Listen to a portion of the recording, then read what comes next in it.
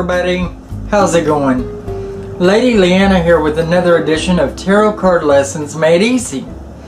And today I wanted to talk to you about care of your cards, of your tarot cards. And I happen to have mine here with me in my nice tidy little bamboo box. And there are many different boxes that you can get on the market today to keep your cards in it so that they can remain safe. And I further advise that if you live in an area that is very humid and moist, you might want to get some of those little dry packs and keep inside your box also to help protect your cards. Likewise, if you can't get dry packs, you might take a little bit of rice and put it in some tulle, which is the cloth material you can get that has holes all in it, and bind it up and stick it inside your box beside your cards. But they have many different boxes like this one that are just perfect for keeping your cards in. Notice how my cards touch sides perfectly. And there's just enough room for the cards themselves as well as the little cloth wrap that I've got them in. And by the way, I keep mine in silk, white silk cloth. Why silk? Well, silk doesn't breathe. Okay, so it keeps moisture out as well as it keeps energy in. Keeping energy in is very important to your cards because it houses, the cards house all the hopes, goals, emotions, and dreams that your cards have, and all their sadnesses and tears likewise. But this holds and houses all of this energy, and you want to try to keep that as much as possible. So I wrap them in silk for one thing. Now why white? White deflects energy, black draws energy in, and you do not want to be drawing energy into your cards from somewhere that it ain't supposed to. Your household's energy or whatever, you don't want to draw that in. Pardon me. You only want it to keep the energy of yourself and your clients or the people that you read for in your cards. And so white silk is perfect because it's deflective. You could also use baby blue or tan, other light colors. But the darker you get in the colors, the more it could allow your cards to drink up the energy from around it. And that you do not want to do. Now the box, it doesn't hold energy. It does have no bearing as far as keeping energy in or any of that. You know, it just simply protects it from moisture and humidity, as well as hands that aren't supposed to be on it, you know, and stuff like that. So, very important. As you see, I have my cards, which are the Rider-Waite set here, the ones you see me use on the channel all the time. But I keep them in this little silk pouch and tucked away in my bamboo box. And there is special things you could do with your bamboo box likewise to help keep your cards protected as far as dark and negative energy goes. Okay? And one of them is you can anoint a stone for protection and charge it with power for good and light energy, and keep it inside your box with your cards if there is room, or on top of your cards in the box if there's not room beside it or around it. You know, and usually these little boxes will have enough room for a little stone or something. But that's a good idea.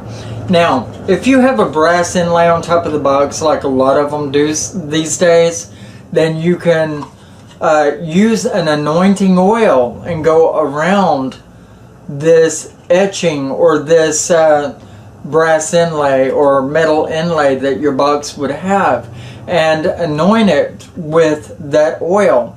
Get a good protection oil like a rosemary or sage or cedarwood oil, and anoint the top of your box with it around whatever the symbol is that's on top of your box. Or if there's no symbol, simply open your box and put a touch on the inside of the lid with your prayers of protection against dark, negative, and evil energies. Okay? And that's what I suggest you to do to protect your box and your cards that are inside of it. But always wrap your cards as soon as you have gotten through with your reading and tuck them and put them inside your protective box. And your cards will be a lot happier for it and stay in a lot better shape. Now, as far as shuffling the cards, a lot of people are inclined to take the cards, in hand, and they're wanting to part them out like this, and then they're wanting to do the shuffle thing. But you don't do that. You don't allow them to shuffle the cards in their hands. You make them mix them on the table like dominoes. This will preserve the life of your cards by 100-fold, I swear it, if not 1,000-fold.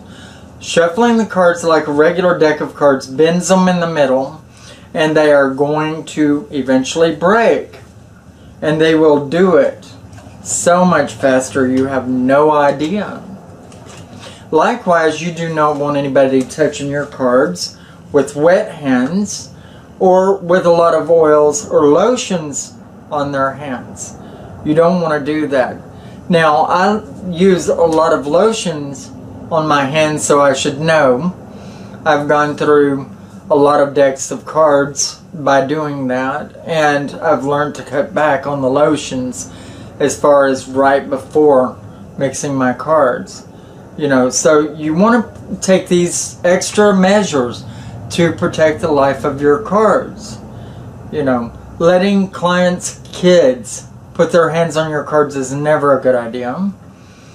When you see people being rough on your cards, don't be afraid to say, hey. Those are my working tools, and I don't like to replace those as much as I don't have to, because they hold the energy of my clients in them. And this will take your cards a lot farther in life. Trust me. Likewise, the final note is wax your cards periodically. There is a card wax you can get, and you can use that on your cards. It'll help them to slide a lot better, and it'll prevent them from catching on each other and ripping, snagging, snaring, or just skinning. Okay? I've had a few questions come in via email to do with cleansing your cards spiritually. Now, I don't like to cleanse my cards. If a bad spirit, a demon, ever came through while I was reading, I may consider it, because that is a horribly bad energy to have on your cards. But otherwise, like I said in the video earlier, you want to house all of the energy from your client's hopes, emotions, dreams. And cleansing your cards gets rid of all of that. Whether you're using holy water, which isn't a good idea anyway, that will promote fungus in your cards. Or using sage, which is the usual method for cleansing something like your tarot cards or the room that you do your readings in.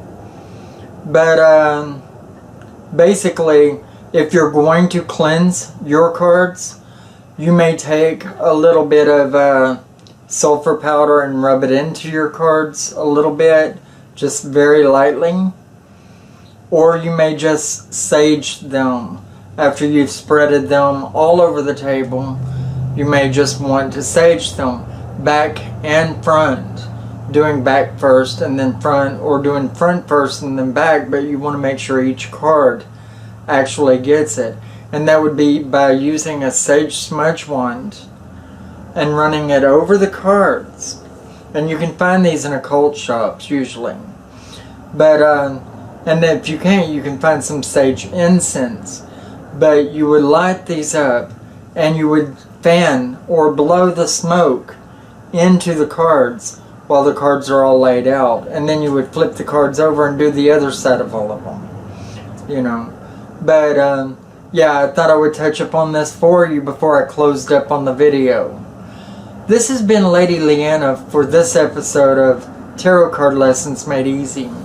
And I really hope that I've been of a help to you in this video and all of the others.